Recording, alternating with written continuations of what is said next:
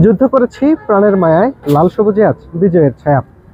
1971 সালের 3 ডিসেম্বর এদিন ঠাকুরগাঁওকে হানাদার মুক্ত ঘোষণা করা হয়। বাংলাদেশের সূর্য সন্তানেরা যুদ্ধ করে ঠাকুরগাঁওকে মুক্ত করেছে হানাদারের হাত থেকে।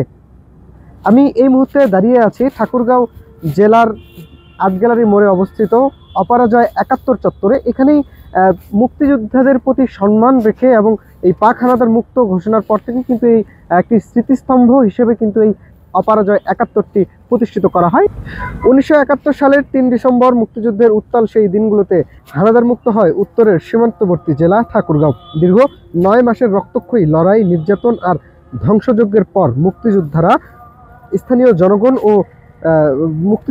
স্থানীয় জনগণ সম্মিলিত অভিযানে পতন ঘটে পাক হানাদার বাহিনীর। সেই ঐতিহাসিক মুহূর্তে উচ্ছ্বাসে মুখরিত হয় পুরো জেলা।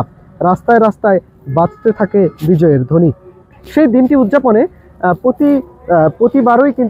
প্রতি বছরই ঠাকুরগাঁও জেলায় 3 ডিসেম্বরে কিন্তু পাক হানাদার মুক্ত দিবস হিসেবে পালন করা হয় দিনটিকে, এবং নানা আয়োজনের মধ্য দিয়ে দিবসটি যথাযোগ্য মর্যাদায় পালনের উদ্দেশ্যে সকাল থেকে জেলার পাঠাগার মাঠে অবস্থিত ঠাকুরগাঁয়ের বীর মুক্তিযোদ্ধা শহীদ মোহাম্মদ আলী ও নরেশ চৌহানের স্মৃতিস্তম্ভে পুষ্পস্তবক অর্পণ করেন জেলা প্রশাসন ও রাজনৈতিক ব্যক্তিবর্গ সহ জুলাই অভ্যুত্থানে অংশগ্রহণকারী সাধারণ শিক্ষার্থী ও জনতা। মুক্তিযুদ্ধে ঠাকুরগাঁয়ের বীরত্বগাথা ইতিহাসের স্মৃতিচারণ করা হয় এবং এখানে ফুল নিবেদনের মাধ্যমে শ্রদ্ধা জানান আমাদের সূর্য সন্তান বাংলাদেশের যেই মুক্তিযোদ্ধারা রয়েছে তাদের প্রতি।